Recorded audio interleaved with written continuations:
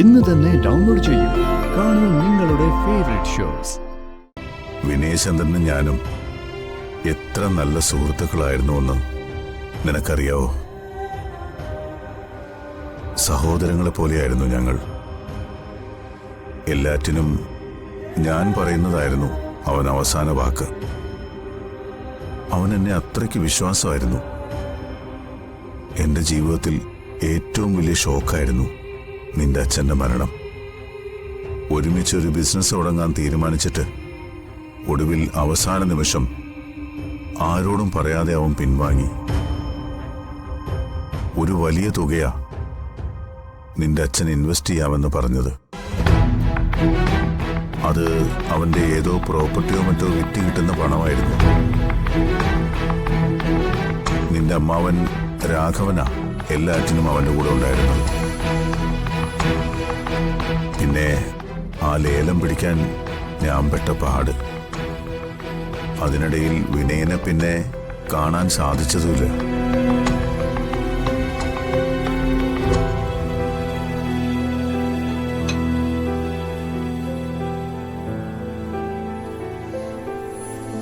നിന്റെ അച്ഛൻ പിന്മാറിയതുകൊണ്ട് പകരം 2 പാർട്ട്നേഴ്സിനെ എനിക്ക് ആ ബിസിനസ്സിൽ ചേർക്കേണ്ടി വന്നു.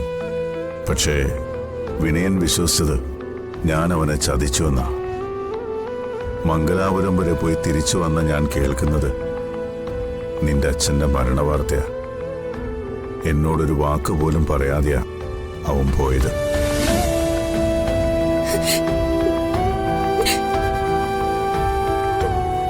പക്ഷേ ഇതെല്ലാം നിന്റെ ചേച്ചി തെറ്റിദ്ധരിച്ചിരിക്കുക.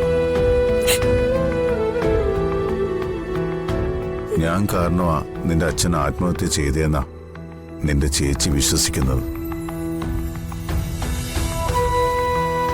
അതിന്റെ പ്രതികാരമാ അവൾ ഈ കുടുംബത്തോട് ചെയ്യുന്നതെല്ലാം. മോളെ, ഇത്രയും നാളത്തെ നിന്റെ അനുഭവം വെച്ച് ഈ ഞാൻ അങ്ങനെ ഒരു ചതി ചെയ്യുമെന്ന് നിനക്ക് തോന്നുന്നുണ്ടോ? ബിസിനസിന്റെ ഡോക്യുമെന്റുകൾ തയ്യാറാക്കാനും ഉണ്ടാക്കാനും എല്ലാ കാര്യത്തിനും നിന്റെ അച്ഛനോടൊപ്പം കൂടെ നിന്നത് നിന്റെ അമ്മാവൻ രാഘവനല്ലേ? അയാൾ ഇപ്പോഴും ജീവിച്ചിരിക്കുന്നുണ്ടല്ലോ. അയാളോട് ചോദിച്ചാൽ അറിയാം സത്യങ്ങളെല്ലാം. എനിക്ക് അങ്കിളുടെ വിശ്വാസം.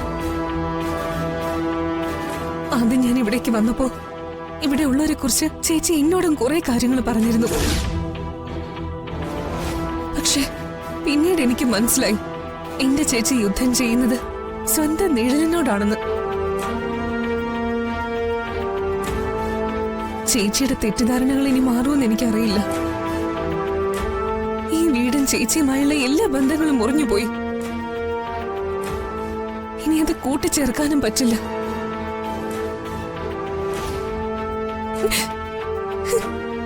ചേച്ചി ചെയ്ത തെറ്റുകൾക്കൊക്കെ ഞാൻ അങ്കിളിനോട് മാപ്പ് ചോദിക്കാം. ഏയ്, അതിന്റെ ഒന്നും ആവശ്യമില്ല. എന്റെ വിനയന്റെ മകൾ എനിക്കും മകള് തന്നെയാ.